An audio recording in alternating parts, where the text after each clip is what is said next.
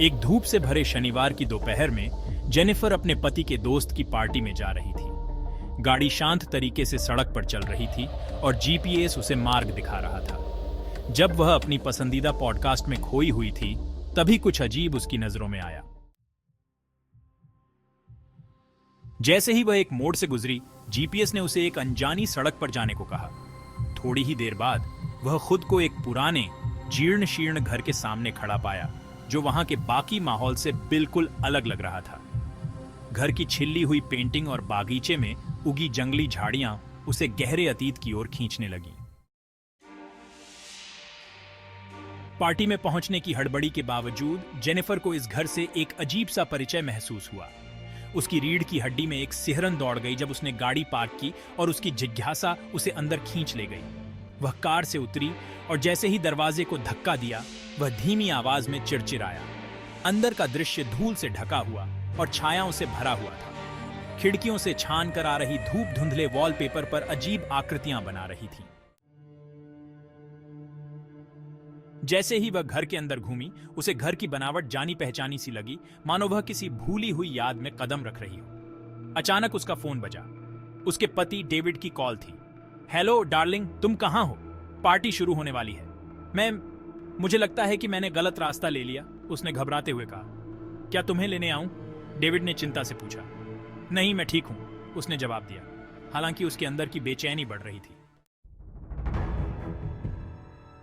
Phone काटने के बाद भी उसे घर को और देखने की इच्छा हो रही थी। घर के एक कमरे में उसे एक पुरानी चमड़े की बंधी किताब दिखाई दी, जो एक धूल भरी शेल्फ पर पड़ी थी। किताब को खोलते ही उसमें कुछ पुरानी तस्वीरें मिली। पहले तो वह उन लोगों को नहीं पहचान पाई, लेकिन जब उसने एक फोटो देखी तो उसका दिल धड़कने लगा। वह तस्वीर उसकी खुद की थी, जब वह एक छोटी बच्ची थी, इसी घर के बगीचे में खेल रही थी। यह दृश्य असलियत से परे लग रहा था, जैसे वह किसी खोई हुई जिंदगी को देख रही हो। उत्तर पाने के लिए उसने तुरंत अपनी मां को फोन किया। मां, क्या मैं गोद ली हुई हूं? उसकी आवाज कांप रही थी।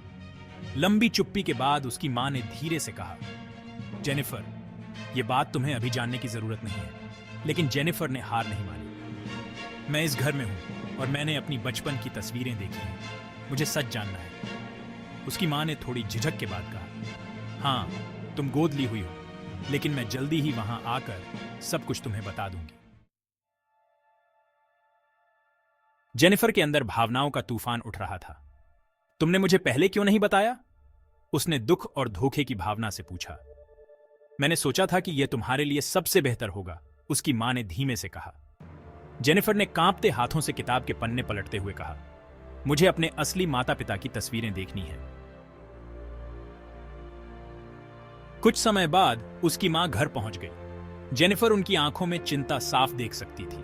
वे दोनों कमरे में बैठ गए और माहौल में एक भारी चुप्पी छा गई। जेनिफर, उसकी मां ने धीरे धीरे बोलना शुरू किया, तुम्हारे असली माता पिता की एक कार दुर्घटना में मौत हो गई थी जब तुम बहुत छोटी थी, और उस हादसे में तुम्हारी याददाश्त चली गई थी। मैं नहीं चाहती थी कि तुम अपने परिवार को याद न कर सको, इसलिए मैंने तुम्हें गोद लिया और सोचा कि तुम्हें एक नई जिंदगी दूंगी।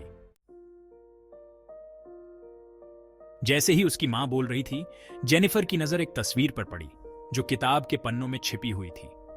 वह उसके असली माता पिता की थी, जिसमें वे उसे गोद में लिए हुए मुस्कुरा रहे थे।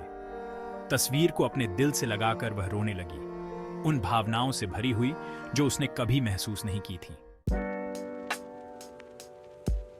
वह तस्वीरें अपने सीने से लगाए जेनिफर उन यादों को महसूस कर रही थी जो उसने कभी जानी नहीं थी। उस पल में, अपने अतीत की गूंजों के बीच, जेनिफर ने यह महसूस किया कि उसने न केवल अपने जीवन की सच्चाई को खोजा था, बल्कि उन रिश्तों की गहराई भी, जिन्होंने उसकी जिंदगी को गढ़ा था, भले ही वह केवल यादों में ही क्यों ना हो।